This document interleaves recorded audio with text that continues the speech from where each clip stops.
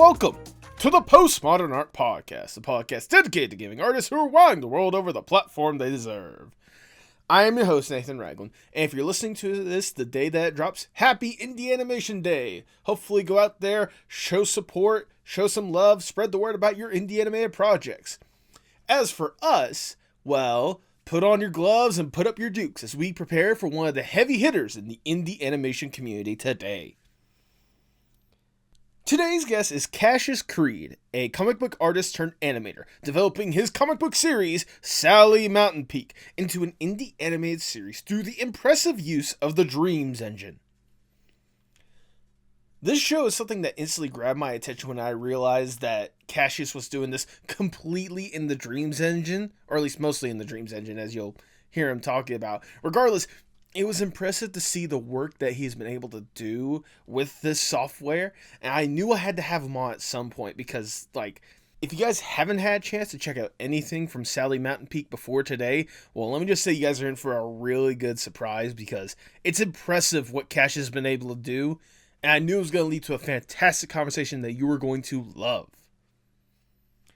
If you enjoy our guest, please make sure you support him with the links in the description below.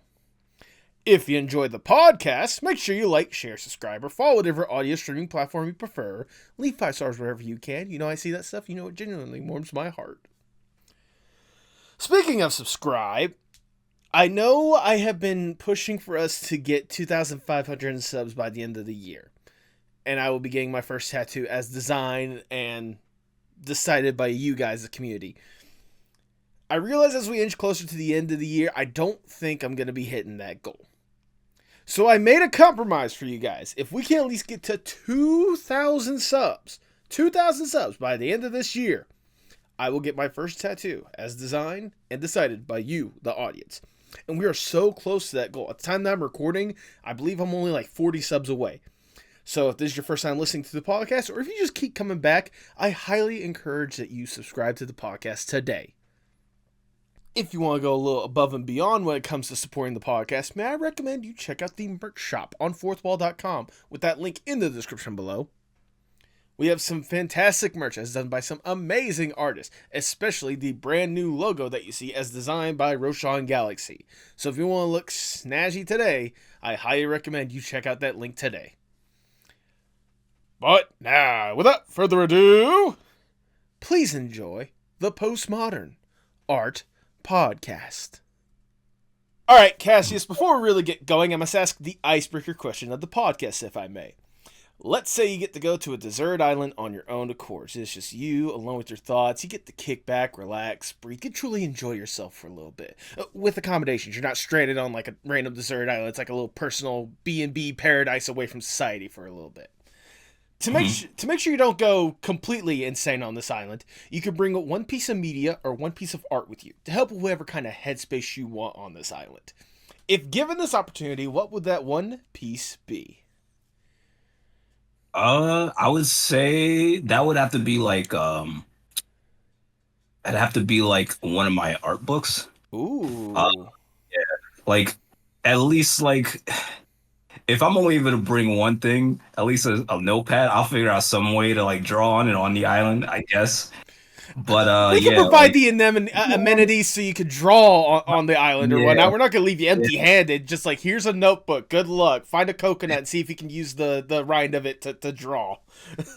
Yeah, I'd say I think being on a deserted island wouldn't be too bad if you're an artist. I mean, you got some things to look at for inspiration. You got the waves out there. You might be surrounded by some pine trees.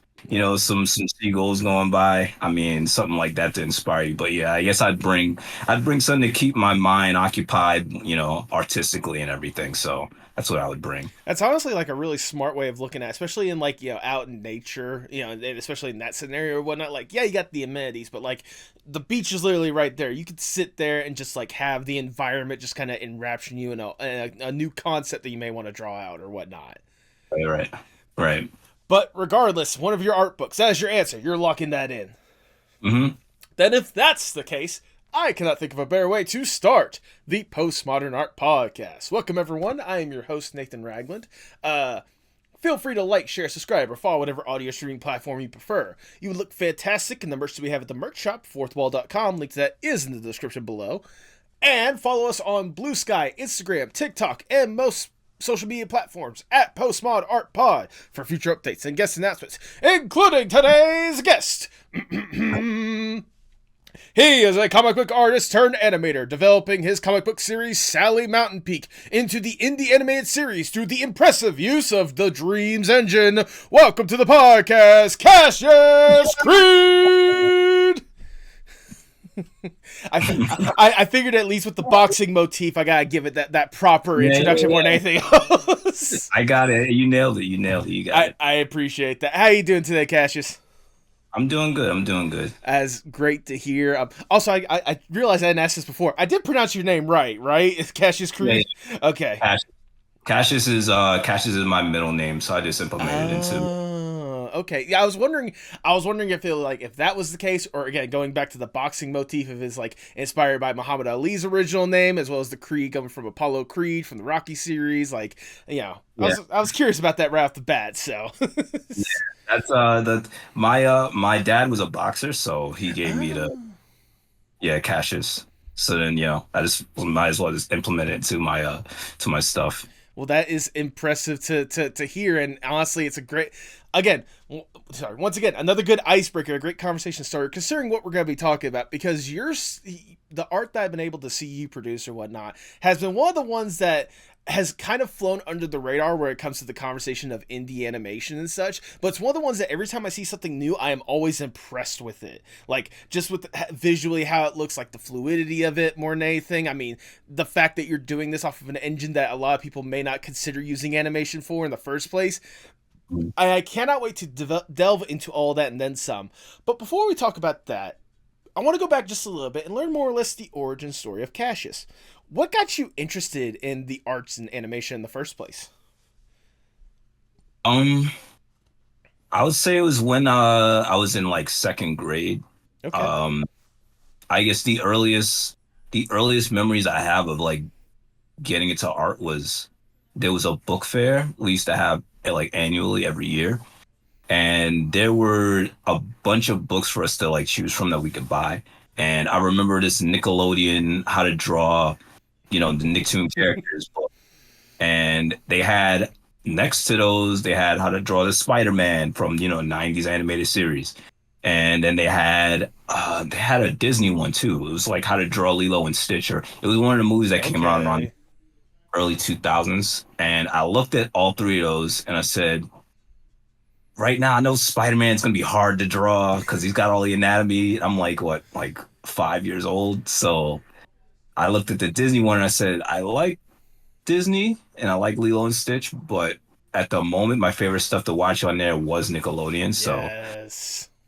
that's what I chose. And so I remember learning how to draw the characters in that book first, and that's how I developed like a love for not just like art and animation, but cartoons and stuff like that. So I was already watching that stuff, but I did know that I would like to figure out how they put those things into motion as well. So I think that book, early on really helped me out with that. So I mean, if nothing else, that's certainly a good foundation and a good starting point. Because first off, you said book fair, and I can tell you right now, that was always the coolest time for any school kid whenever the book fair came to town. Because one, it gave us a chance to get out of class for a little bit and just look at all the books or whatnot. But secondly, all the different kinds of books and all different kind of literature, especially the ones that you were talking about.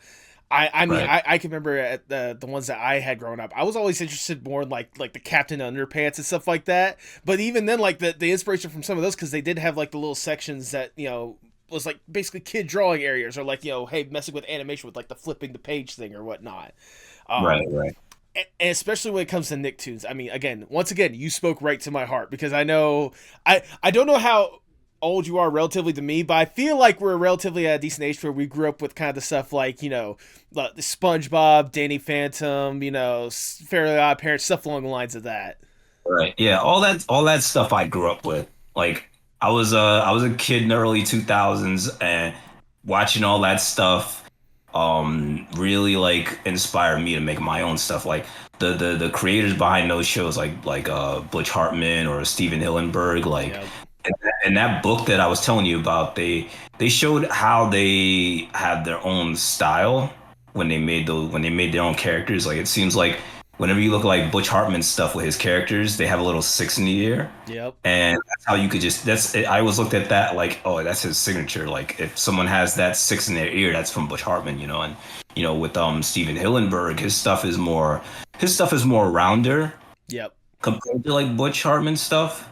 It might be a little bit harder to tell because like there is only one thing that like just SpongeBob to see, but like from his you could see the clear like different types of styles between the two with the line weight and everything with Fairly Odd Parents and compared to SpongeBob. Hmm. Um, and that goes also kind of also in the comics too when it comes to line weight and stuff. But though all those different elements come together to make someone's style. So those that's what those books help me to realize when you're designing characters and stuff. That's extremely valid. I will say for me, Butch Hartman, it was never the ear that was kind of more or less the dead giveaway. It was always the way that he drew hair, or like the way that Yeah, the hair was like placed on top of a person's head, more or less.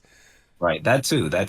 Like that's like, you notice on those characters, the a lot of characters have that style. Even the female characters, like Vicky, has that. If you take away the ponytail, Yeah, she also has it's his hair. it's just So, basically just you take Timmy's head, you add a ponytail, you put on lipstick. That's really and eyelashes. That was basically mhm, Vicky. right.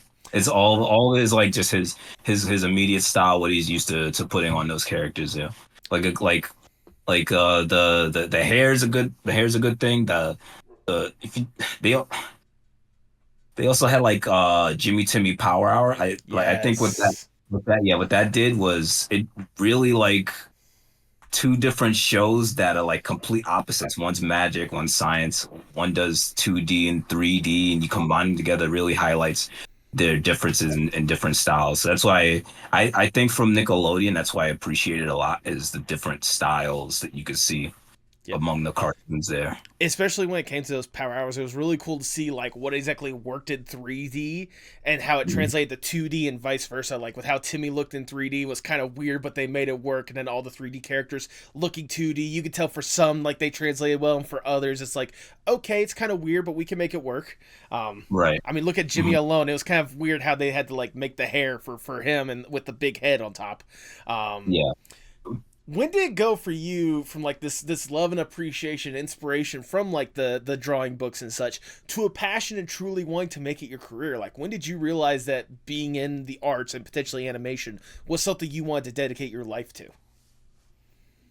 Um, I always kind of thought that I didn't know if it was going to be animation, but I knew I wanted to do something in that world. Mm-hmm. So um I knew that like around that time I was just fine happy drawing them, you know. Okay. And all the characters that I saw on TV, I was happy doing that. I think it was when I got to like maybe the like towards the end of middle school and I was like, okay, I like drawing these guys, but I'd like to make my own stuff. So um that was the time where I was trying to develop my own style by taking what I learned from those books and what I saw on television and trying to put it together to make something that I could have my own six in the air, my own the hair that Butch Hartman would make. I wanted to make my own kind of style with that. So I think around that time, like middle school into like freshman year of high school, that's when I started thinking about okay, I want to start developing my own style.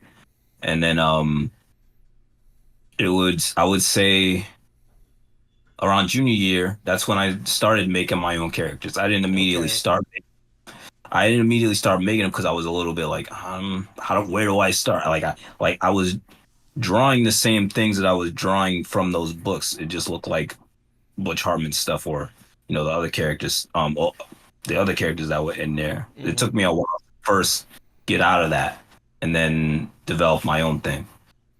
That's valid. I mean, like because that's the thing I notice, at least when it comes to like artists, especially when they decide to like try to go on their own. There's still heavily, there's obviously always going to be that heavy influence of that stuff that you loved and you learned from growing up. Like there's going to be part of that's going to be really hard to break, especially whenever trying to develop more or less your own style. But I mean, Mhm. regardless, I think especially with what you've been showcasing for the world, as especially as of late, like you've done a really good job developing some of those characters or whatnot. I'm curious, when on the timeline, whenever it came to developing characters and developing your style, when did Sally Mountainpeak first try to make its appearance? Like when did you first develop like Sally and how she looked and such? So high school, towards the end of high school, I would say like senior year was when I first drew like glimpses of what Sally was gonna be.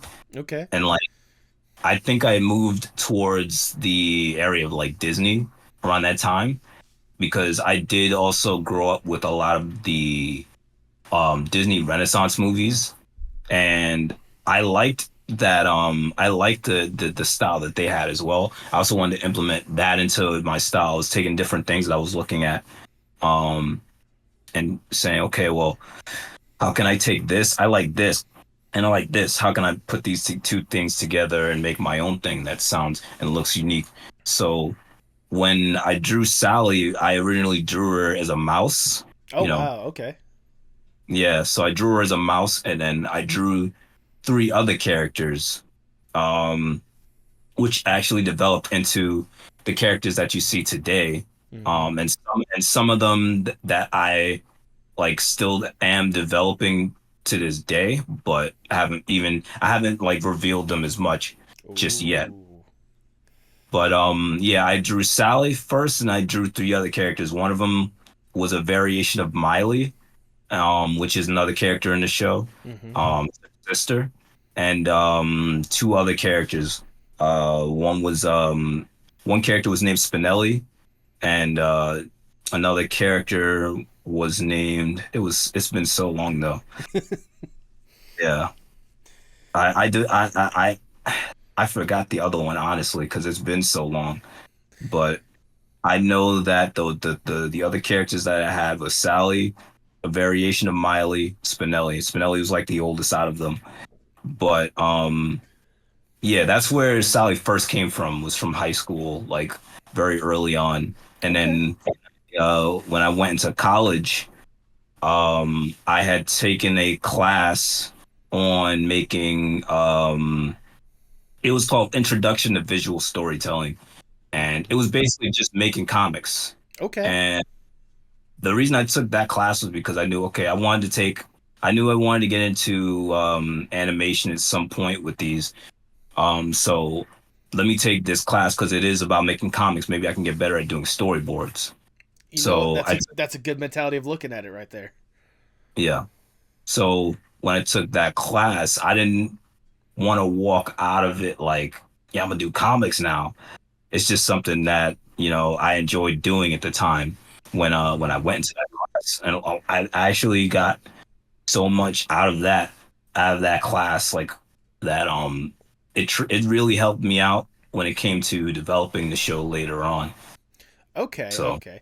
Honestly, thank you for telling me about that because that was also a question I was going to have later on, whether animation was always like the end goal, or like was making comics like something that like you developed, and after a while you're like, I want to give this animation stuff a shot. It's cool to hear that like animation was always the end goal, like something that you've always wanted to see this thing more or less come to life in a way. But at yeah. the same time, like taking that intro to storytelling class and like getting started with those comics, like as I was doing my research, I saw some of those early comics of like the Sally Mountainpeak and stuff like that. I was really impressed with it, like just the way that you told the stories, like the shading of it, the way that the characters look, and how you've basically kept them relatively the same from like the comic book days to what you're trying to do nowadays with the animation. Like it's actually really cool. Like how much fun was it for you developing this story as a comic in the first place and like really fleshing out that story?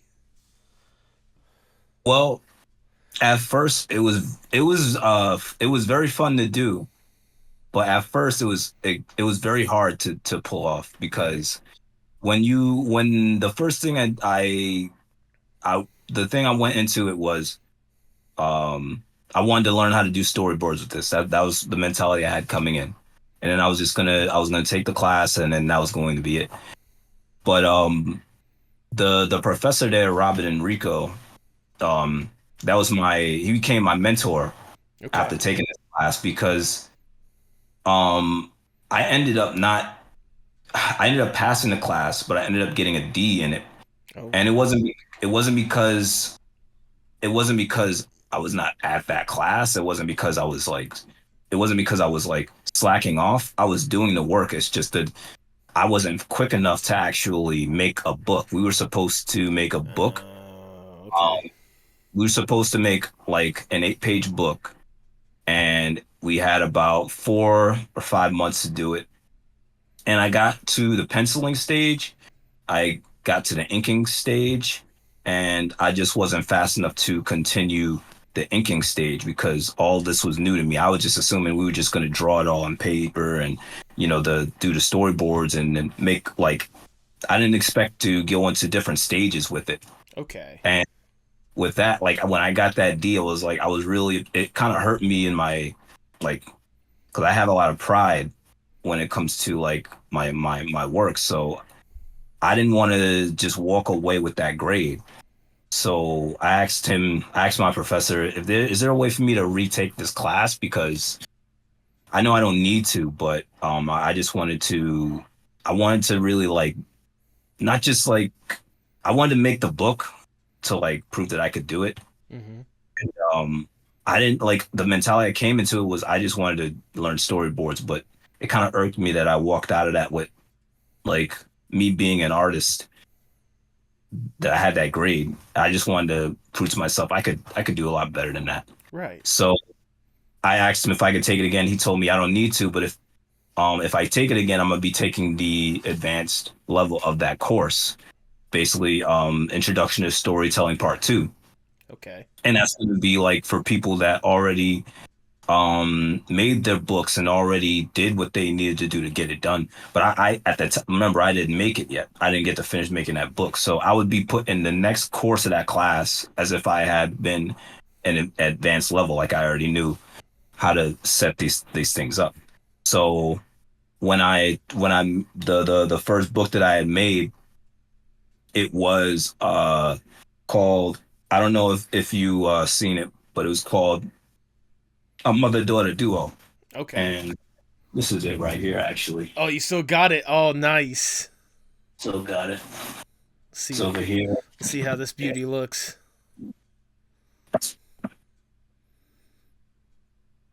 got a couple of books here. Oh, okay. Okay. This is really old. Um, but yeah, I have I, to I mean, quickly look. I mean, for a relative time frame, like what year did you complete this first book? 2016, Okay. 2016 was Okay. probably when I did it.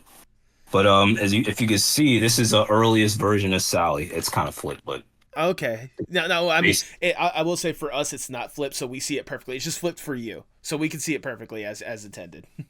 right. So this was basically the first real time I got to do something with Sally as a character. And these is like basically Oh. it's a story about Sally and her mom and basically a growing up story. It's like a slice of life sort of thing. Oh, that's Basically there sweet. yeah. So it has almost no action in it. It's just like like a slice of life kind of thing of them growing up and Sally getting raised by her mom. And this book, like I did, this is like I believe this is like 60 or 50 pages, really. The first book I didn't make anything. When I came back the second time, I made like a ton of pages, just trying to prove to myself that yeah, I can do this. I don't want to walk away with a D. I don't want to walk away knowing that I could have did better. And not have a book made. I just wanted to prove that I could do it. So this was the first book that I made, and it happened to, feature the characters that I made at first. So that was like the real first. That was like the real first time I had did something with Sally. So I enjoyed it the first time. I enjoyed making that first book. Okay. So I asked my professor, is there another class that I could do? He's like, yeah, there's no other class that you could do. You already did the first stage and then the second. Now there's nothing else. So um I just kept coming in his class to volunteer. And on the side, like during my free time, I was just making my own comics along with the class. Even though I wasn't enrolled in that course, I was just there because I enjoyed the atmosphere. I enjoyed the class, the people that was there making comics. Hmm. I enjoyed helping them and listening to their ideas. And on the side, I got to make my own stuff too. So uh that's when I made this book. This one made Sally Mountainpeak. So this is basically the first official time that There you I go. got into Sally being a boxer. And reason reason I made her a boxer was because I was thinking, well, I want to do something again with this Sally character, but at the time she was like a kid, a little baby. Right. So I was thinking if I do another book with this character, like what kind of profession would she have? So I was thinking maybe she could be an artist like me, or maybe she could be something intellectual. I was like, I don't want to really do that because I don't know, it doesn't sound very interesting. So I thought about my dad, and he's a boxer. He grew up boxing and everything. So I was thinking maybe I'll do something with boxing because that sounds a lot more interesting. It's like also a genre that is different from what I was doing before because I was doing like a slice of life type of thing with the character. Now I'm Right. getting into action, and action could be like a completely different way to challenge myself and making a comic because it's a completely new genre. So that's the reason why Sally became a boxer because I wanted to basically do something with boxing. So yeah, that was how this book came about. And yeah, there's a lot you can tell there's a lot more a Yeah, lot a more ink lot more ink. compared to how it went the first time. Like and I wanted to just illustrate the being in like an arena because it's like a lot of flashing lights and everything. So Hmm.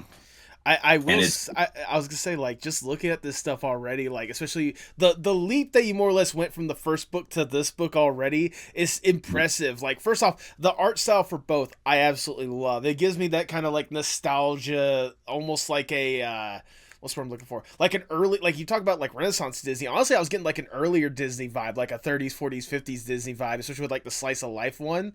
Like, yeah, yeah, I really love like that kind of art style. Then seeing obviously this and seeing the development, like you had said, like adding a lot more ink, really adding more atmosphere to it, like it's really impressive, especially hearing how it developed to being more or less a boxing tale at the end of the day. I know you mentioned that like your dad was like a major influence, as well as, talking about like the action or whatnot, but like if we want to talk about like sports stuff, you could have picked like any other sport. You could have picked, literally, it could have been basketball, baseball, hockey, pickleball, if that was a thing, all that kind of stuff. yeah. What is it about the storytelling, especially when it comes to boxing, that made you feel like this was going to be the best place for you to continue the story of Sally? Well, a lot of things that if I had questions on, I could just ask my dad. Like, am I doing this right or am I doing that right? Okay. Also, he would show me a lot of the fights that he grew up basically watching, like a lot of Muhammad Ali stuff that he would grow up watching. He would show me that.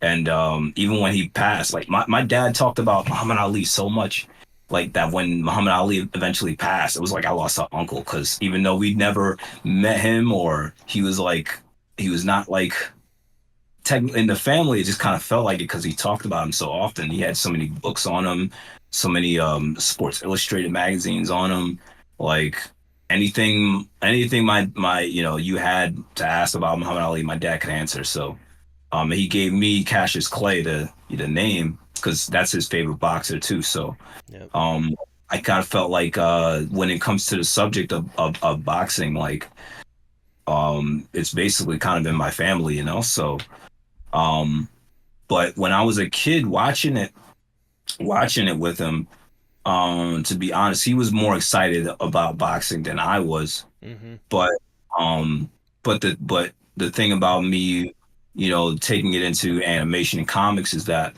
I could take it to places where it is more interesting to me and potentially other people as well, because I feel like this is a genre that a lot of people haven't really touched yet as well.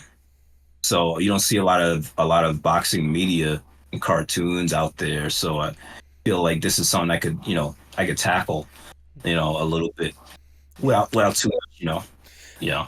I mean, when it comes to boxing media in general, like you obviously have like the stalwarts or like the major ones that people talk about, the Rockies, Creed, Ali's and stuff along the lines of that.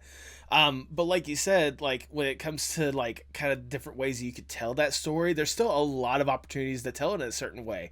I mean, I mentioned Creed. I remember whenever it first came out in theaters, me and my brother first like were in there watching it or whatnot. I love the way that like they told the story, like really giving us kind of more or less the mind space of Adonis in that one. Michael B. Jordan's character, and like for me, like it's very. I'm not saying I wouldn't be against watching a boxing match, but it's really hard for me to get into boxing, kind of more or less you. But like getting that kind of mental psyche about it, like what's going on to the person's head, the struggles that they have. I can see why for you, like trying to translate that into a cartoon or a comic, like it makes it instantly like something that you can't look away from. Yeah. That's something that I wanted to do, like make it so that it's appealing to general audiences and stuff. Because I think the thing about what Disney does well is that with their designs and with their style is that they make it a lot more accessible to everybody.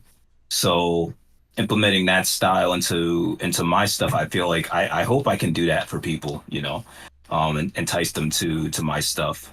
Um, and I feel that when it comes to the genre and everything, like when you have your Rockies, you have your Creed and everything, um, there's different ways that you could tell the story. Like there's different ways that I there's different stories I would like to tell that are influenced by those movies as Mm-hmm. well as my own stories that my dad has told me as well. So hopefully I could put those in there and be entertaining.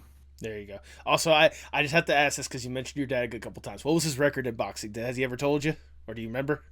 There is no there is no footage.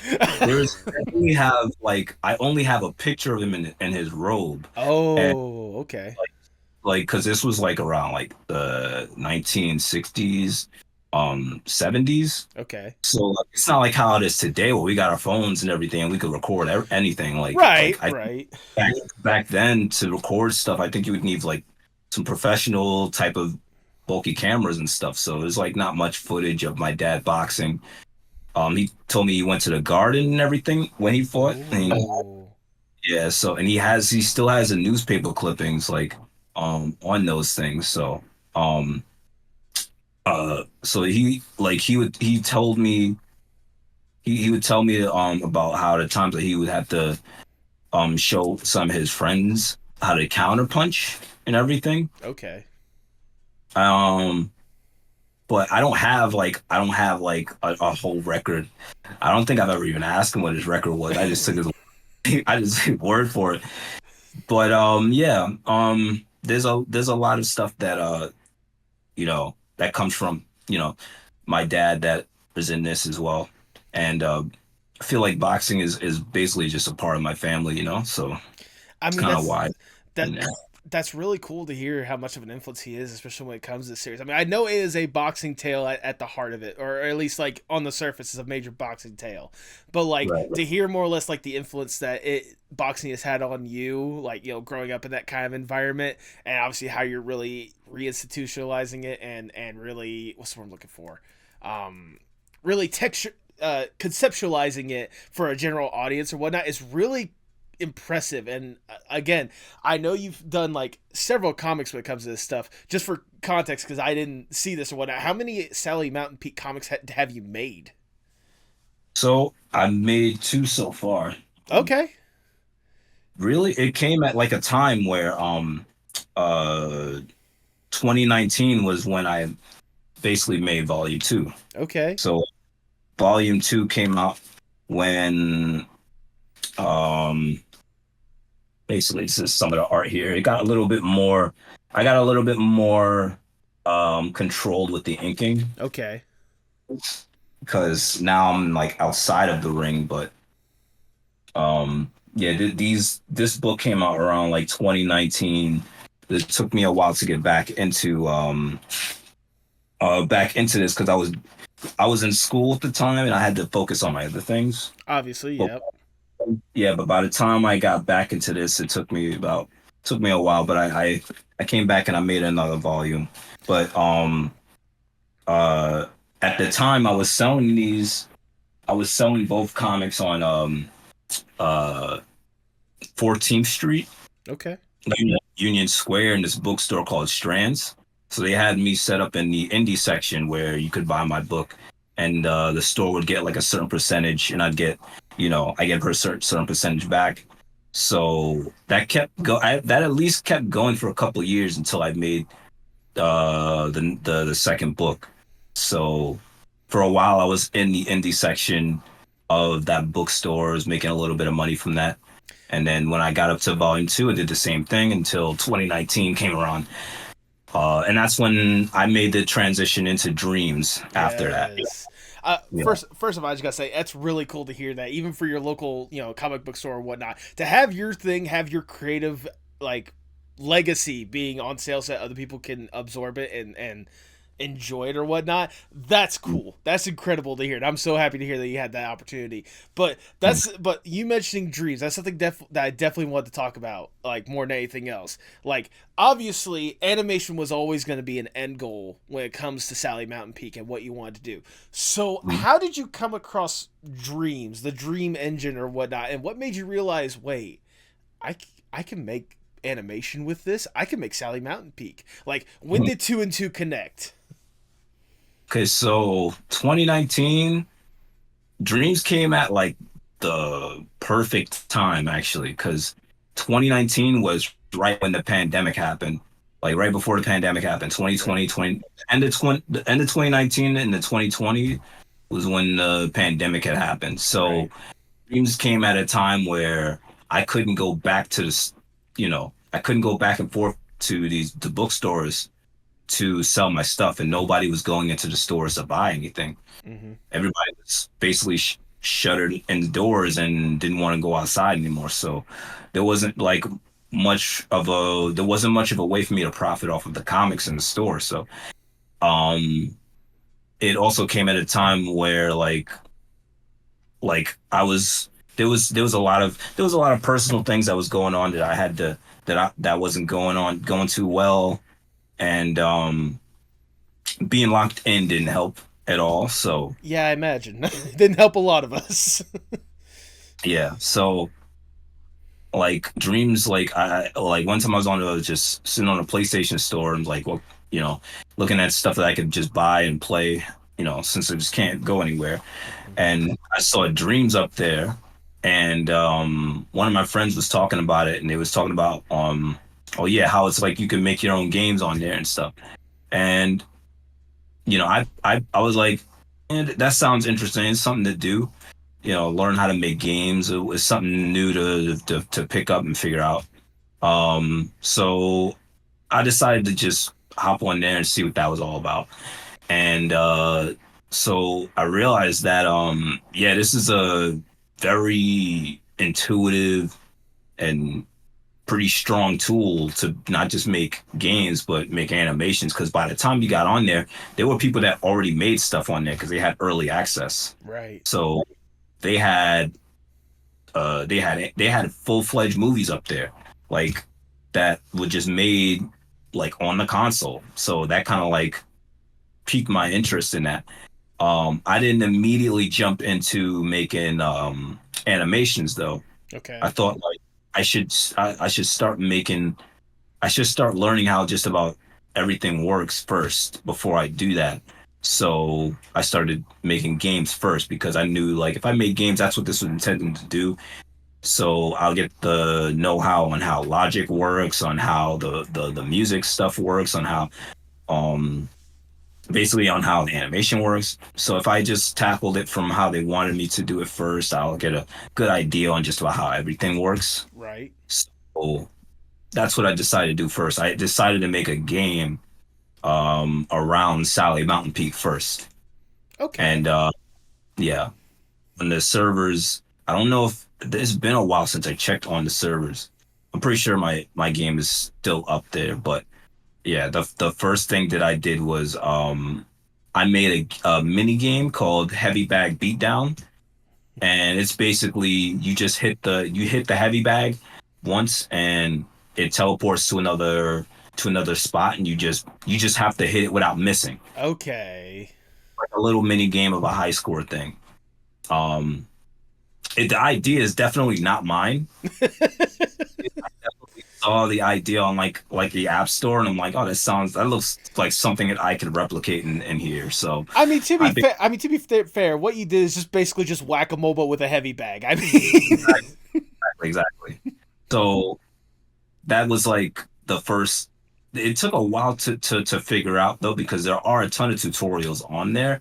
When you first, well, when I first got on there were a ton of tutorials to go through. It wasn't like you jump on there day one and make something. It was like you have to like sit there for maybe about a month or so to look at everything and then figure out how to put together the logic, to put together the animations and the music and all that stuff.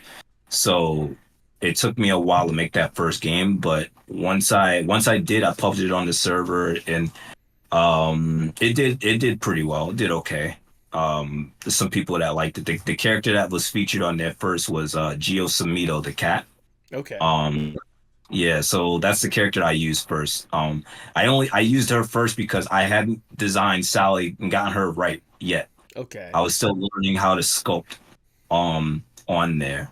But I decided to make Geo first. And then when I felt comfortable, I would do Sally. But to, be fair though, Geo was probably the most complicated character because the hair bounces. right. There's a skeleton for the hair so it could move a certain way. And I guess like after figuring out how to make that character, everything else was just a little bit more easier. So that's basically how that first got started though. That's really impressive hearing as how it starts. I mean, I know you said, you start off with basically the most complicated character. That's probably the smart way to go about it, because if you learn how to take the hardest one first, every other one should be easy in comparison. At least Yeah. ideally. I can't speak from your experience because you're the one that took time to sculpt that stuff after the fact. But it's really cool to hear regardless that like you basically had kind of a mini plan like going into this, like whenever you first realize, oh wait, there's a possibility for me to do what I want to do on here. I mean, Right. start off with the game, figuring out how exactly the stuff works. Again, genius, perfect, because like it was intended for that, and then you could use what you learn from that to do what you want to do with it. I mean, did you ever really consider like trying any other animation software or something along the lines of that going into this, or is like whenever you realized that like you had the possibilities with Dreams, you were more or less like dead set on like, all right, let me figure out how this works and then let me go forward with it? I didn't have access to other animation programs. Valid, Um, fair, fair. when like growing up, I had like a family computer, so everybody in the house used it. So I would not have had like the time to like sit down and learn how to do that as much as I do now. But yeah, that was like I would say the first I had like art programs on the computer, but it was like I would only get the time to like learn how to paint on it, not Okay. do full because I like and I know that animation was going to take a long time for me to do. But when it comes to Dreams, um the animation as theirs is a lot more intuitive and a little bit more easier to digest Mm-hmm. than than like something like Maya 3D or like even Toon Boom, because a lot of what is in Dreams is made to be a lot more. It's it's a lot to take in, but when you understand it, it's a lot more easier, in my Mm-hmm. opinion, than most other programs.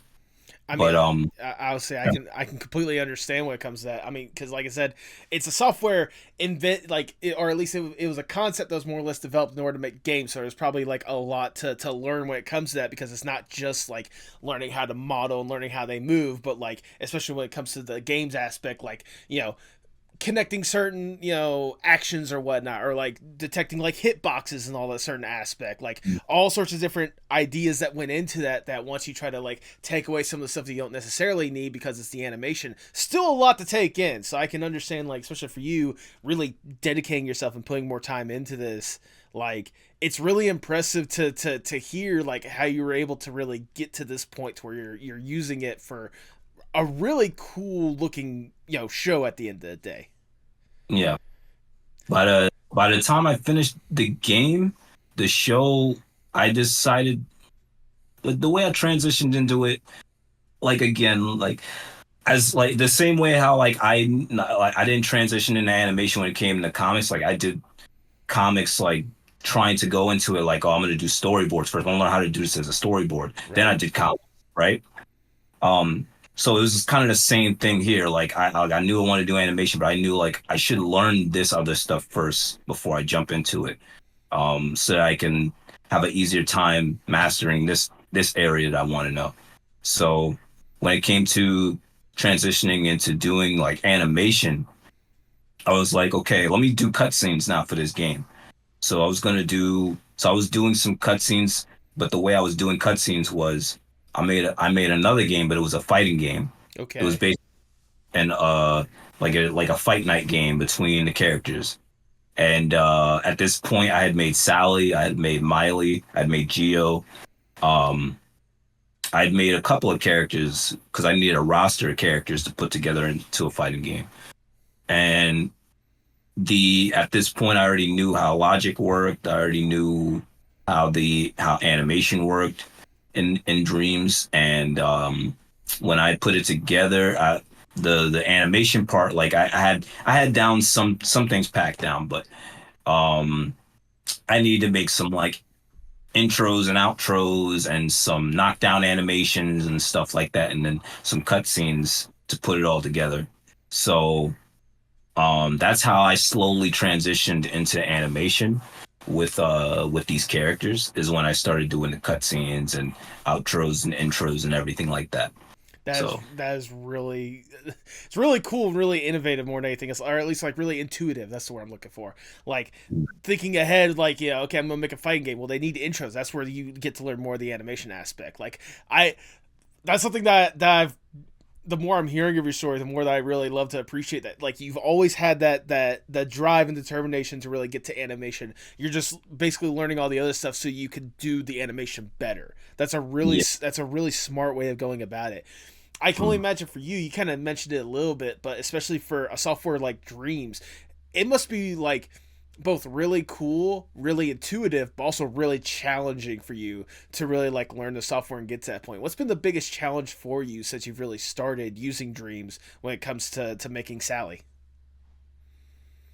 So when you put together a scene in Dreams, like it's empty. Like the scene is empty. So it's like sometimes it's overwhelming. Like where do you start, right? Okay. So like I'd say when I'm making something in Dreams, like let's say I'm making a game, like if I'm gonna make a game, it's something that I have to commit to, not because like my not is it now it's not like, oh, I have to do this now. It's like if I don't like commit to making the game and I come back to it like later, like months later, I'm gonna look at all the logic and everything that's in the level and I'm not gonna know what I did before because there's so many wires going this way and this way and this way. And so many connectors, selectors going in this. I wouldn't remember it all because there's so many things that go into the logic of making a game that like, and when I say logic, that's just another word that Dreams uses for like the coding of everything. Right. Um, Instead of like doing regular coding and everything like HTML, all you're doing is like you're taking wires and you're connecting them into different gadgets.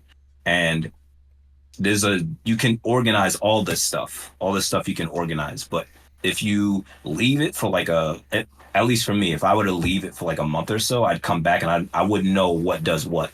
So when making the biggest challenge for me would be um to remember what stuff does logically in the level and all this stuff.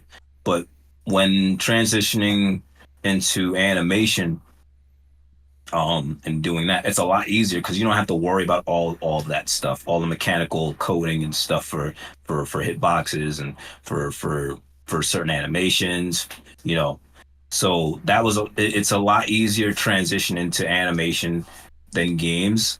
But I knew I wanted to learn all that stuff first because I knew like that I can use some of those things that I learned from making games into the animation if I ever wanted to do something complicated that, I would need logic or the code part of dreams to put together. I can just do that now because I know it. So Absolutely. yeah.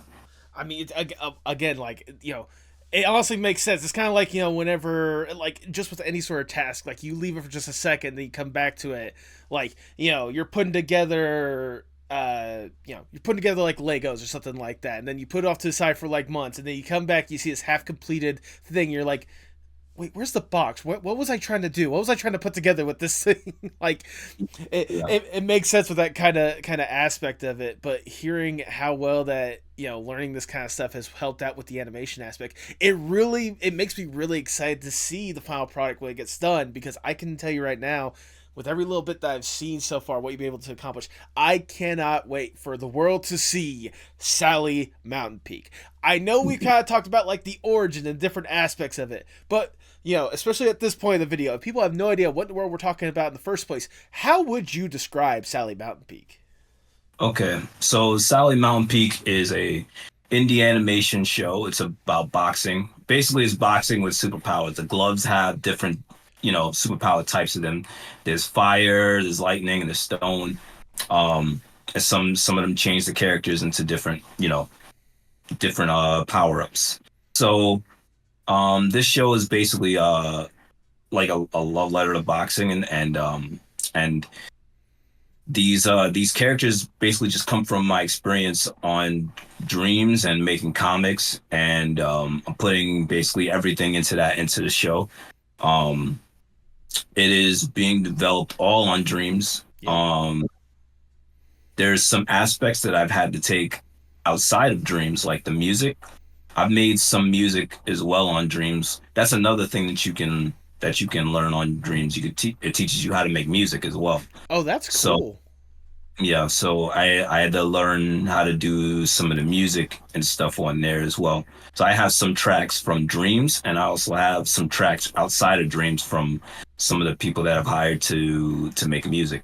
So there's the reason why I went outside of dreams though to add some elements from that is because I knew like yeah, and I'm this is why I had to start off with games because the servers sometimes like when you upload something on Dreams um it's all made to Dreams was basically meant really to make games Right. that when you want to transition between scenes sometimes there's a little circle in the corner as if it's loading and when you're watching the show I wouldn't want something like that to happen like have a little buffer in between scenes and transitions Right. so I have to take some of the things that I've made in Dreams outside of it and then take it into a different program so I can edit it together to make everything flow like it was a show that you were watching.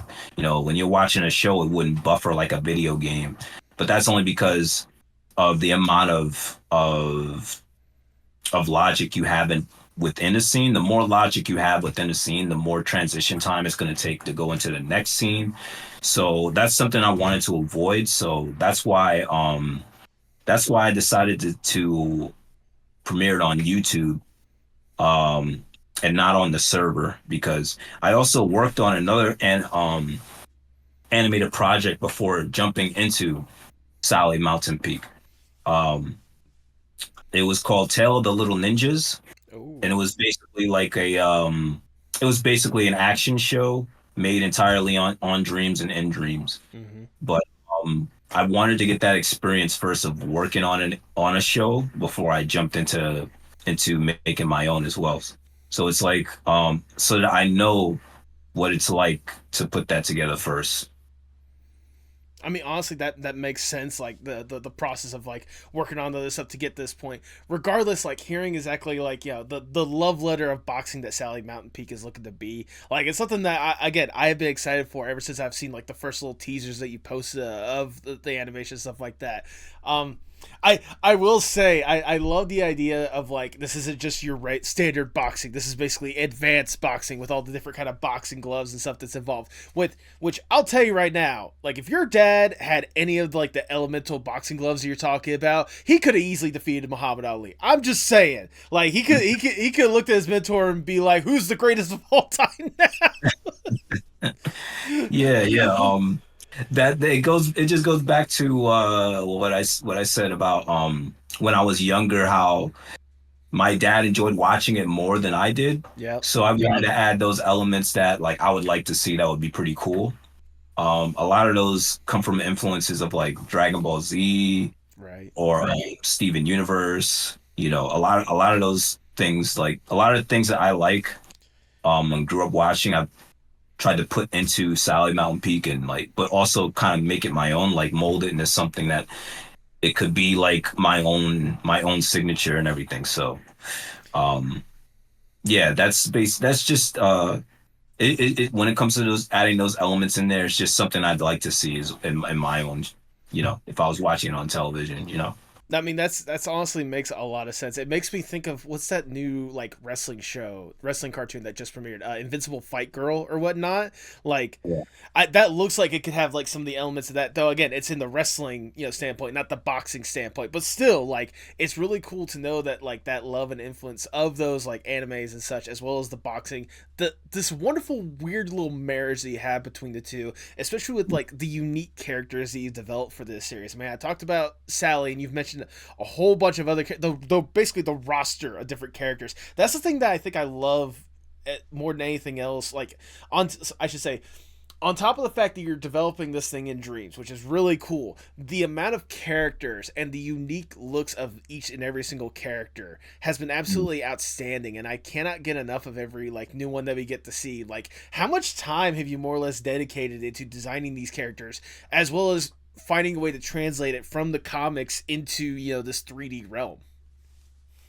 Well, when it comes to Sally, when I made her on Dreams, made the model, it was I had references to look by with the comics that I made and everything like that. So it was a lot easier to put those together. Mm-hmm. Some characters were made entirely on Dreams, and I hadn't made them on in a comic at all. Okay. Um, like Lonnie Ruthless.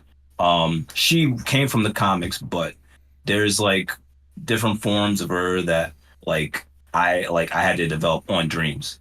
So another character is Ronnie Ruthless. Like he's a character that was developed entirely on Dreams. Um Fola, that's another character that was developed on Dreams. Stacy Stackhouse, another character that was on Dreams. But I had spent so much time sculpting on it that I got used to just making characters on there first instead of just sketching them out.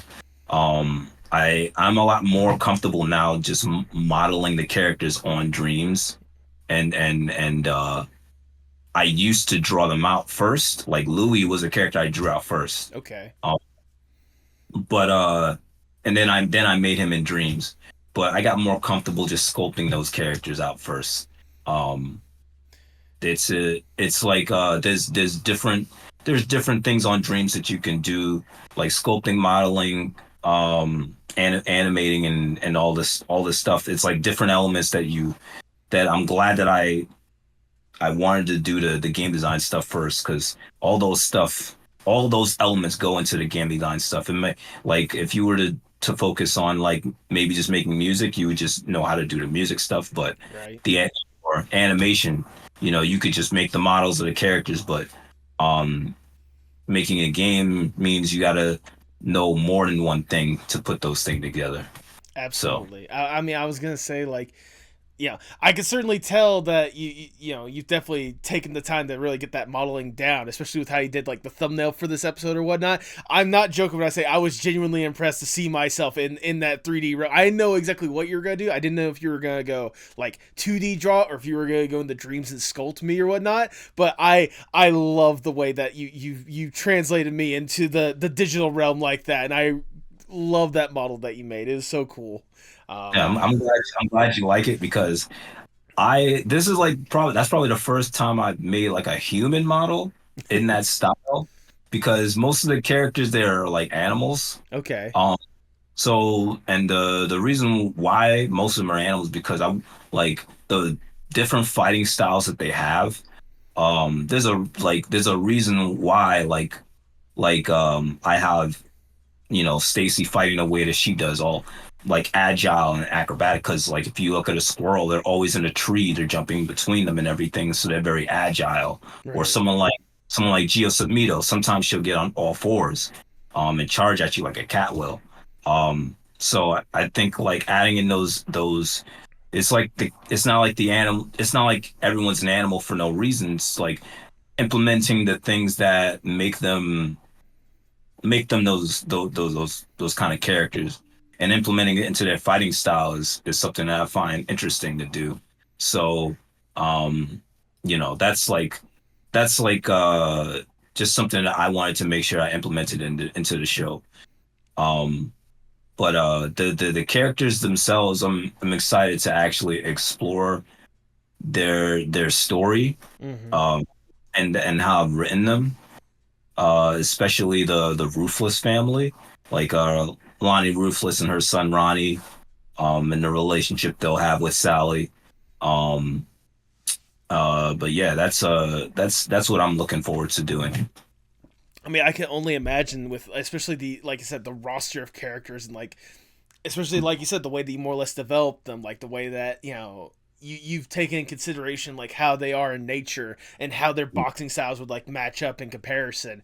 Um, Right. Not just that, but also like the world you've more or less set up for them is a really cool and really unique one as it is. Like obviously, you're in a world where boxing is like one of the most praised things of all time, and also potentially one of the most dangerous things of all time. Which, to be fair, it's not like boxing in real life is a cakewalk. The legit injuries and stuff happen in there. Like Yeah. it's certainly nothing, but it must have been also really cool for you on top of the characters really developing this really cool unique world that I imagine is a further extension of that the love that you have for both boxing and for anime and such as well.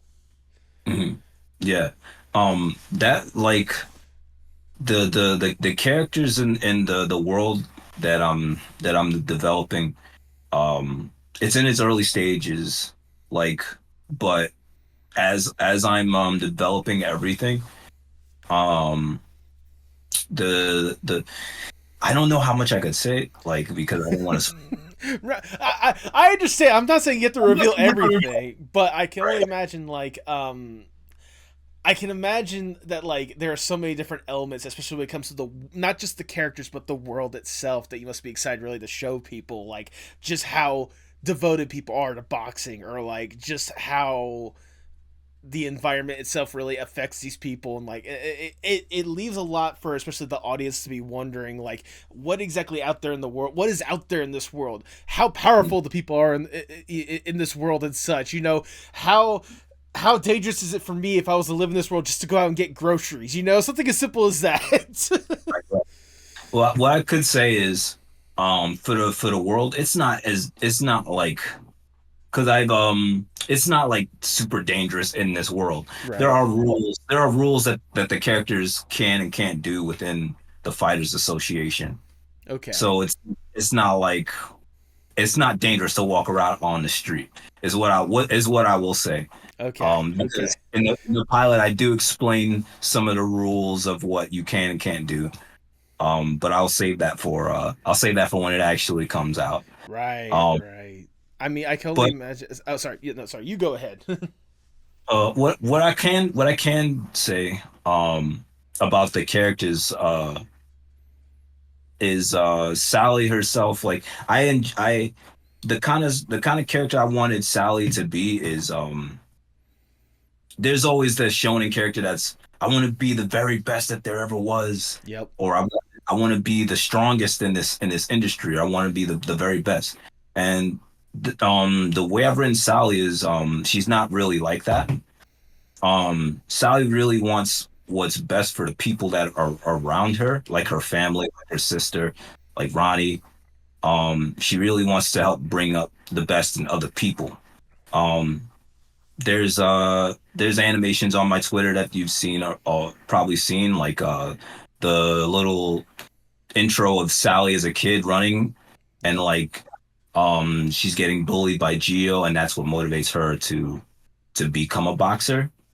So like that's like one of the main motivations for her to want to help other people and help underdogs is that she knows how that feels. Like she's her motivation is I want to be the very best, or I want to be the best in this industry. I just want to yeah, I just want to put some fire in the people who want to be boxers, you know, who want to be here in this industry. And it's conflicting with what the main villain will want in the story as well, because they want the exact opposite. Um, Sally would rather help someone who's really weak get into this industry, and the main villain would want the opposite. You know, They they, they want the best yeah, of the best. yeah, yeah. I So mean, yeah. that's what I will. That's all I will say so far. That's extremely valid, and like it's really cool to hear like obviously the different motivations and stuff, and like especially the way you've been able to project these characters. I was gonna say, you said that sometimes you have to go outside of dreams for certain things. I imagine one of the biggest things you had to go outside of dreams for was to get the stellar voice acting cast that you've been able to get on board to really like bring these characters to life. I can only imagine what the process must have been like to make sure that you find the perfect characters, or find the voice actors to really bring these characters further to life, because like you could do a lot like expression wise in the world of dreams, but like really making sure that like a voice behind it really brings these things to a whole different level, like that must have been a fun challenge on its own. Yeah, I was not expecting the amount of auditions I got for it. I knew that like I wanted to have a very strong I wanted to have very strong voices for it. I want to have some professional voices for it, but I didn't know where to look. So someone told me, "Why don't you do a casting call on Twitter? Just show everybody what you got." And at that time, my I didn't really use Twitter that often. You know, I posted, you know, just a little bit of stuff here and there. Mm-hmm. But when I did the casting call, I was honestly I was overwhelmed with how many submissions I got. But the one when I eventually got the hang of it, yeah, I looked through just about everybody's submission. Um, and I heard a lot of good potential candidates for Sally, for Miley, for Stacy, for Ronnie, for everybody. And I still have all of those Auditions. auditions, yeah, saved on my computer, and I even on my desk right now um I have like sticky notes of who I would consider to be to look. Other characters you haven't introduced yet, I assume. Yeah, oh yeah. If I wanted to cast them, I have like the people that really stood out to me on my desk. If I ever want to use them again, you know, I'll reach out to them. So, but it's been like I like when it came to doing the looking for the characters, there was some characters I'm like, yeah, that's Ronnie. I'm like, yeah, that's Stacy. Um, and there was some characters that was hard to find. It was harder to find Sally and Geo. Um, I had to look through everybody, and I didn't really. What I wanted to do is I wanted to have a good contrast with Miley's voice Right. being a lot more sweeter and a lot more humble. And I wanted Sally to be more confident, more brash, more of a go-getter sort of voice. So I had to look through them, and there were a lot that were good, but I think I really landed on a good one with Emma. Emma Breezy is the voice of Sally, Hmm. and Eden is the voice of Eden Solomon is the voice of Miley. And I think the two of them really helped bring the characters to life. And I was blown away by all their performances that they did. So the oh like another one that's really good on the show is Carrick Ennebenet. Carrick Ennebenet. And he's really good at he's voicing like three characters. He's voicing Ronnie, he's voicing Johnny, he's voicing Pocono Pup, which is another character in there. Um and his range is really good, like extremely good. Um Another person that's voice acting is really good is Casey George. She's doing the voice of Stacy Stackhouse, and uh, uh, everybody else is like I really can't just I really just cannot I really just feel very blessed that I've been able to meet my cast and the people that have auditioned, and very grateful that I've met them. So it's I didn't think back in college that I would have a full voice team and putting all this together. Right. But I'm really grateful that I have it. So I mean, it must be insane not just to have the amount of people that love and want to be a part of this thing, but also the people that, especially since you've been sharing this stuff online, that have really come around and shown that love and support and like basically developed a community for Sally Mountainpeak.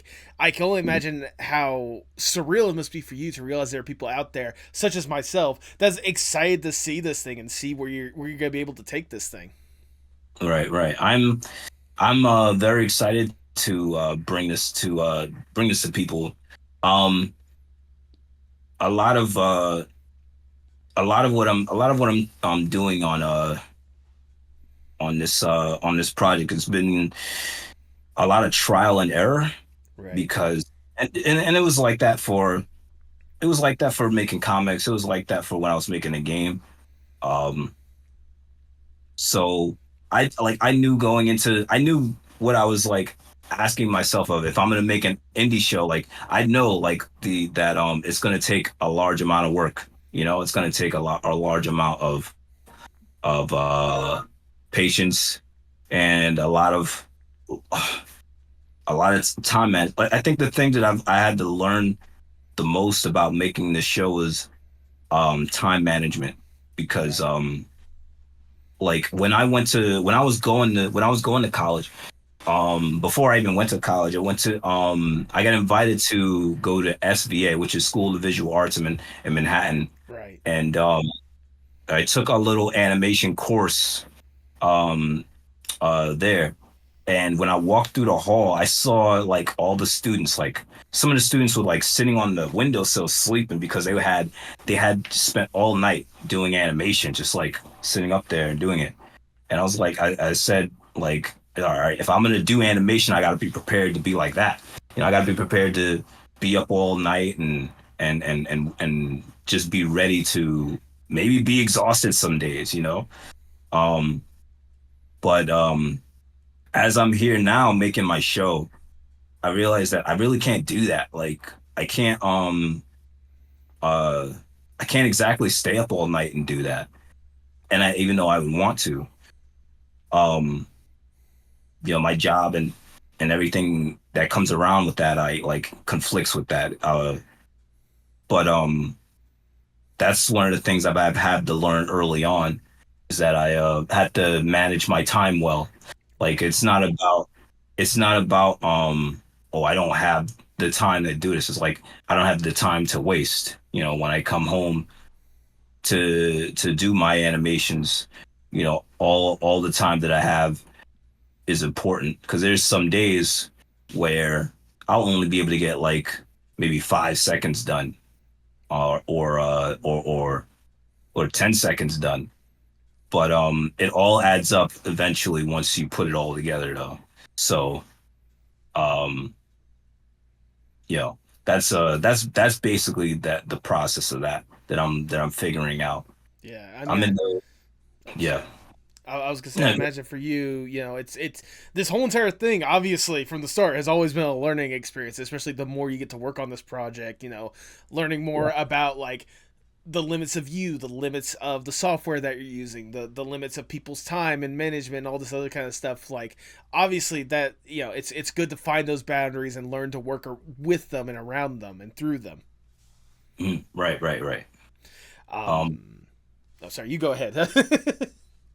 yeah, I was gonna say that also working on this project is just uh taught me like things I wasn't expecting to get into. Like now that I've got like a voice team, I've got a music team. I even had an art team to help me with some marketing and stuff. Okay. So it's put me in a position where I found like I look up and I'm a boss now. I'm literally someone's boss. Like I'm paying them to um to put together this project. And when I was back there like in 2019, just like trying to figure out how dreams work, I didn't expect to be in that kind of position. So it's now this project has just taught me how to manage other people as well. And it's been a very interesting learning process of how to get to my end goal. Um, very challenging, very interesting, but it's like the animation aspect of it is very fun for me. Good. Uh, yeah. I can only imagine, especially for the people that are excited and anticipating this thing, like hearing all this kind of stuff. Like, I know that, like I said, myself included, I know we're very excited to see whenever you do get the opportunity to present this thing. So I have to ask this right here: do you at least have a rough timeline of when we should expect the official first episode of Mountain Peak to premiere? Well, I am almost finished with the pilot. It's been about a year and a half or 2 years since I've been working on it. Mm-hmm. Uh, Majority of the scenes that have dialogue in it where it's just not an action scene are finished. Um, the action scenes are really the part that is more challenging for me. Like even though that's why I'm glad that I did the video game stuff because a lot of the things that I want to do when it comes to the element of the boxing gloves or even some of these fight scenes um I like it's taken up a little bit more memory than I would like Right. uh compared to just doing um the talking scenes and I ran into an issue where um on my main account for Dreams it said that I only had X amount of space to continue making stuff. Oh So, no. I had to make new accounts just so I can free up that space. Um, Hey, if it gets the yeah, job done, it gets the job done. yeah. So those scenes now, like I have more space, but those scenes are gonna take more time just because of the fact that I have to figure out, okay, on this account now, how much space am I gonna need to put this together? Because there's more than one action scene. Right. Um, and it feels like I'm walking on eggshells trying to put it together because I have to be careful of how much I put in. Um, but the process of making it is challenging, but it is fun. Um, there's if I wanted to say like a timeline, I um I would have to say. See, I don't want to give I don't want to give like a complete release date and let people down. Right. Uh, So should we say sometime like, fall 2025 or something like that? Or, no, I don't think it'll come out in fall 2025. That's a little too far out. okay. It's most of the animation that I have is very far along. Okay. Um, the I just yesterday sent one of these scenes over to one of my music people. They're scoring scoring the music for that. Okay, So okay. so I have to also like consider the time it takes for some of the music people to put that together. Um, but yeah, every day, every chance that I get, I am working on it. Um, if I have to if I have to say anything about a release, I'll definitely say it on my Twitter account Okay. when I know for sure, when I know for sure that I'll have it ready on that day Well, I know. or Uh, on front. Fair enough. I mean, I know, we've been patient this far. I think we can wait a little bit longer for however long we need to in order to get this beautiful product out there to the people. Because like I said, ever since I've seen just like the teasers of it they've been posting out there and like the trailers and such like that, I have been waiting for this thing because it just looks so stunning and looks amazing. I'll gush about it in a little bit, but whenever the opportunity does arrive and you're able to finally showcase this to the world, Mm. what should people expect from Sally Mountainpeak? Well, expect a lot of action. 'Cause there are a lot of action scenes in here. Um, I also want people to see that this is a show that like I wanted to add some heart to it as well. Mm-hmm. I have some heartfelt scenes as well that I hope are, are good enough, you know. Um there's a there's a lot that I've, put into it. Just don't know. I don't know. I don't know how people will react. I see a lot of people reacting well to it, so that's good. Yeah. Um yeah. I I am putting my best into it and hopefully it does shine. So, you know. So at the end of the day, what we should expect is a fun, action-packed, but also very heartfelt story about a trainer Yeah. trying to do their best, not just be the best, but just do their best. Yeah, right. I think that's a wonderful thing to expect at the end of the day, and it makes me really excited to see what you're going to be doing, not just with this, but even afterwards, how far you're going to be able to take this Right. series so far. But Right. for that little concept, that little idea, what if we go a little above and beyond, and I give you, Cassius, more or less the dream scenario, if I may.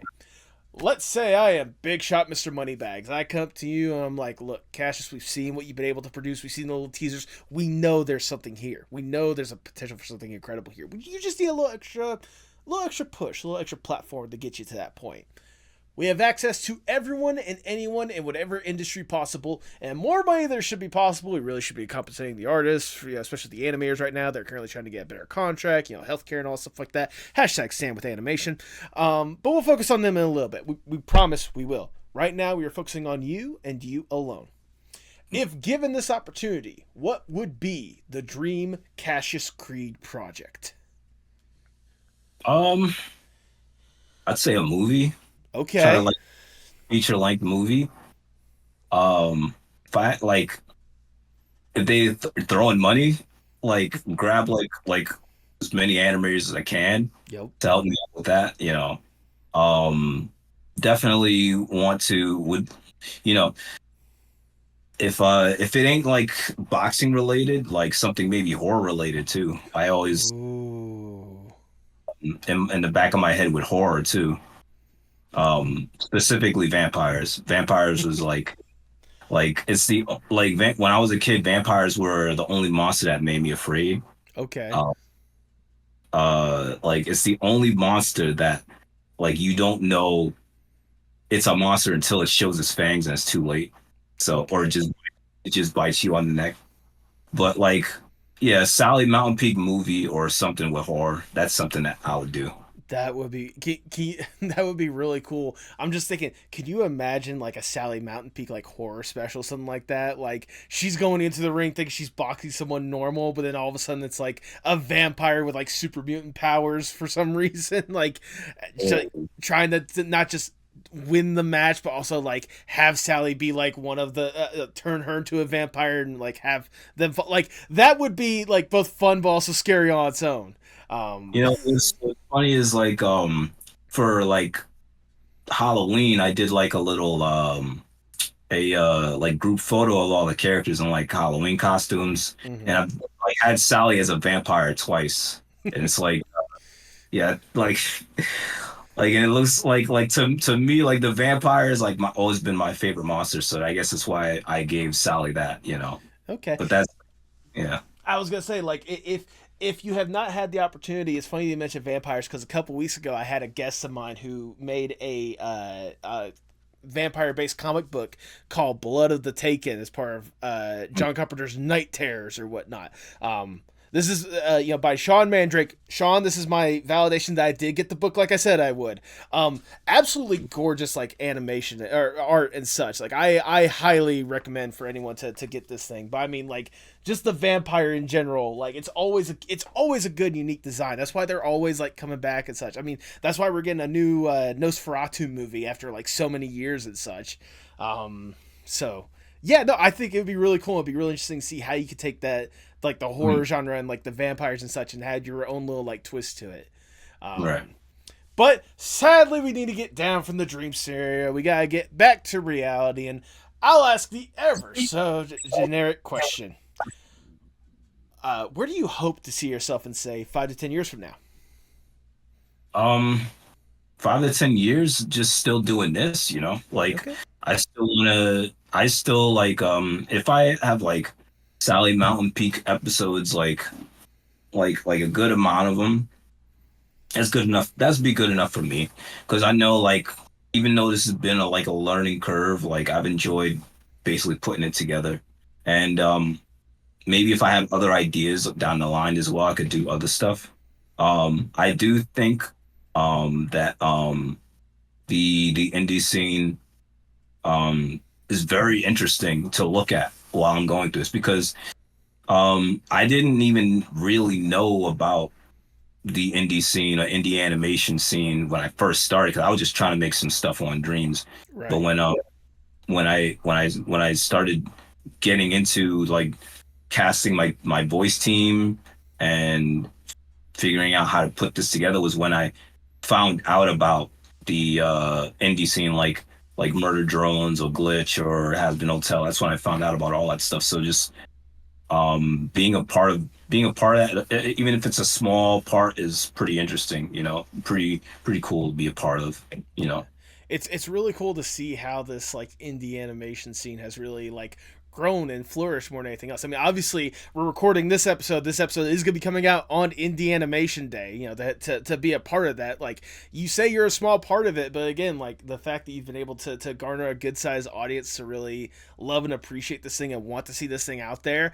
I mean, that still makes you a very strong part of this community, one form or fashion, one way or another. Um, I mean, Thank you. I would say I know, like for me, ever since I've really invested myself in it and tried to help out other people and really promote other projects or whatnot, it's been really cool to meet all the different creatives and such, and really see like the inspirations that they have and like the different ideas that they want to see flourish. Yours especially included in this conversation. That's why I wanted to make sure to have you on this podcast for Indie Animation Day because I I'm getting ahead of myself. Like I said, I'll gush about you in a minute. I promise. As we start to wind down the interview, I just have one last question I want to ask you, Cassius.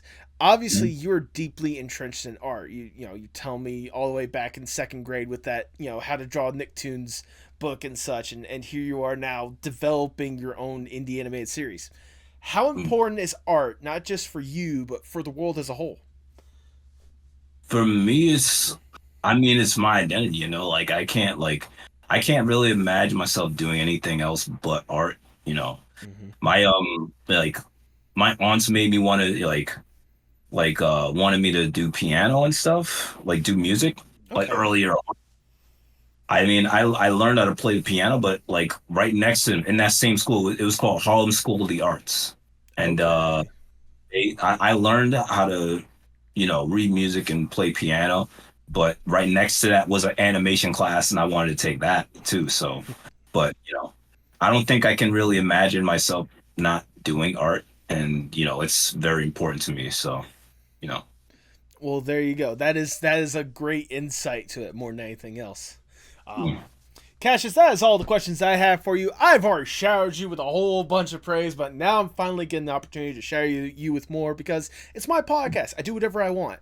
Um, like I said, ever since I've been seeing like the little peaks of what you had with Sally Mountain Peak, But ever since I've been seeing like the first little peeks of it, like I've been really excited to see how this was going to be translated, especially considering the fact that you're doing this off of a different platform, off of a different system than most people would consider for animation with the Dreams thing. That was something that was always a good, like, I guess a good sell for me, just like seeing like how different this can be and how you're going to be able to translate this. Um, on such a unique thing that, like we had discussed, it was made intended for video games, but obviously the potential is there. You saw it and you're taking advantage of it to really bring forth this cool and incredible idea, this incredible fighting, boxing, action filled sequence with a lot of heart behind it, and I love and appreciate that. Hearing the chance to really get to talk to you, really know that this story really does come from a place of love more than anything else. A love for your dad and like what he's been able to do. A love for kind of the family that you've had, and really see it grow to the point to where you're taking the challenge as much as you can on your own to really tell this story and bring it out to the world. Like, if I wasn't already interested in this stuff way beforehand, like I already had a good bit of love and respect for what you're doing, but now there is no roof. The roof is gone. The love of respect is just outpouring onto the world. I I've said it a million times before, and I will say it again. I am really excited to see like how this is going to look visually, how you're going to be able to tell this story, kind of the different ways of like the way that I can see the love and passion you had for this idea and have for this story, and really translating it so that hopefully thousands, if not more, get a chance to see this thing and love it as much as I know I'm going to, no matter what.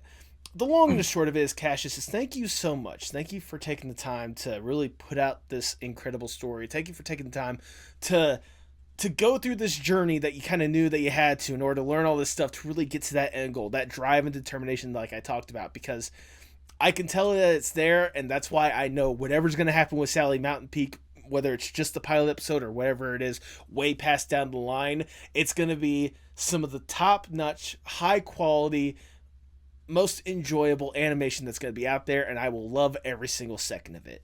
Thank you for what you do. Thank you. I appreciate it. Oh no, absolutely. Trust me. I mean, if nothing else, I mean, look over your shoulder. The comic books alone should be a good testament of that. Now, if people want to know why I've been gushing about this stuff for the past, I don't know, hour and a half, however long we've been recording at this point, go ahead and plug your stuff for the people at home. Where can people find more about Sally Mountainpeak and such? So you can find me on Twitter at Cassius Creed. You can also find my YouTube, same name, Cassius Creed. I post on Twitter pretty much once or twice or even three times a week about the show and the progress that I'm doing. And showing just about everything that's there, you know. You could just scroll down there. Basically, all the updates that I've had on the show is up there on my Twitter page. And yeah, that's where you could basically find me, you know. I'm also going to highly recommend for you, especially with how Twitter has been recently or whatnot. I'm sure you probably see a million people talking about it. You should probably think about heading over to Blue Sky as well, because they've recently updated some of their stuff, especially including like short form videos, you know, like under a minute long. So it's very easy for you to like promote some of your stuff on there as well. Plus it's not, you know, plagued with all the issues of Twitter yet. But regardless, I'll be sure to have those links down below and then some. Especially if you miss any. Do you have any final words before we sign off? I guess I would say you know, where I'm coming from, you know, being that with Dreams is that it is a very, you know, don't sleep on it, because it is a very good tool to use to make whatever you want to make creatively. Mm-hmm. Even though like it only comes on the PlayStation, like the tool, once you figure out how to use it, and once you figure out basically how the intricate things of Dreams works, you can basically make anything you want. You can make music, you can make, you know, animation, you can make games, just about anything you want to make. Like I literally have all the tools that I need to make a show with, just because, you know, because of Dreams. It has everything there. So I would say don't sleep on that, you know, don't sleep on that program. It's a very good program to use. Well, I think once people get a chance to see what you've been cooking up with Sally Mountainpeak, there's no way they can sleep on Dreams. With that, all I have left to say is, for the people at home, if you can, please pay your artists. Tell me what's wrong.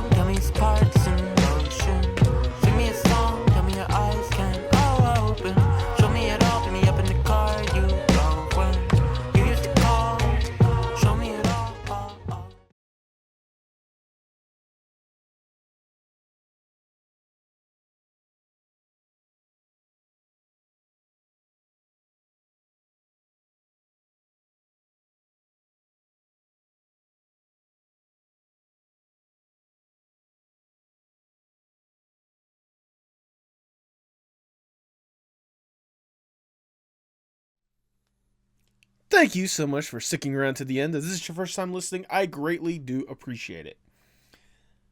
Like I said before, this was a conversation I was excited to have, just with how cool Sally Mountainpeak just looks more than anything else. And like we talked about how impressive it was that Cassius was able to do this in the Dreams engine. Cassius, if you've gotten up to this point, thank you once again for your time. This was a phenomenal chat, and I cannot tell you how much I am excited to see what you're going to be doing with Sally Mountainpeak.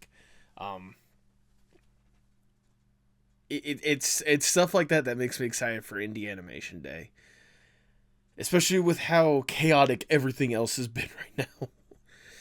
Oh, I hate to have to acknowledge this. I hate to have to say something about this, but fucking hell. I will say I am glad that this episode is not the one that, happened. Look, I'm just gonna bluntly say it. I did not anticipate the election to go the way that it did. I hate getting political on here. I really do. But I think we all saw and we all more or less got scared with what had happened with election night. And I'm glad that I recorded last week's episode before the election got done. Because otherwise I don't know how my mental would have been trying to edit that stuff together. I hope that, well, I'll say in the immediate aftermath of when everything was said and done, I was scared. I'm not gonna lie. Not for me. I mean, to put it bluntly, I'm a cisgender white male. I know I'm probably one of the last people to get affected by stuff, but I was scared for my friends. I'm scared for a lot of people out there that feel comfortable in their own skin or are trying to get comfortable in their own skin. And to see all this stuff more or less go down, like it made me petrified for them. It made me scared for my girlfriend. And, with the results the way they are, now we're thinking of, backup plans and, where we gotta go to if shit goes down and all that kind of stuff. But, as the days progressed and we were still able to keep waking up day after day, it made me more or less realize that at the end of the day, the best way we're going to be able to do this is to continue living, is to continue thriving, continue doing as you want to do. Because at the end of the day, that's what they don't want. They don't want you to get to this point. They don't want you to keep going. They don't want you to be the best you. They want you to be what they want you to be. And that's bullshit.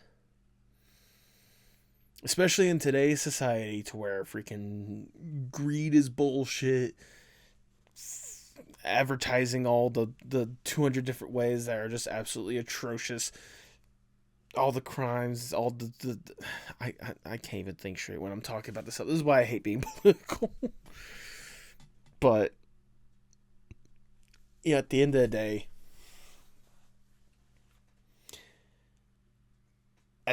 we can't stop. At the end of the day, we gotta keep going forward. We've made it this far in life, in this society, by keeping going and keeping moving forward one step at a time. It's never easy. It hasn't been easy and will continue to not be easy. But it is worth fighting for, goddammit. That's why I'm more than willing to champion alongside those in the LGBTQ plus community. Champion the Palestinians. Champion those that are victims of war. Champion those that are oppressed in one form or fashion. Because at the end of the day, those people, just like everyone else, we're fighters. We don't back down. We don't go quietly into the night. Because that's what they want.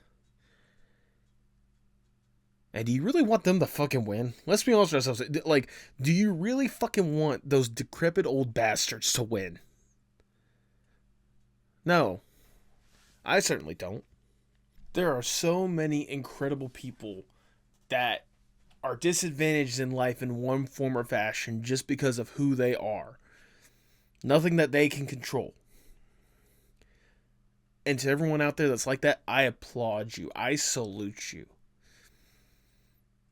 Because you guys are the example. The fact that you were able to keep fighting every single day, living your best life, despite every single thing going against y'all. That's why I'm more than ready to be by your side, ready to fight whatever the fuck happens next.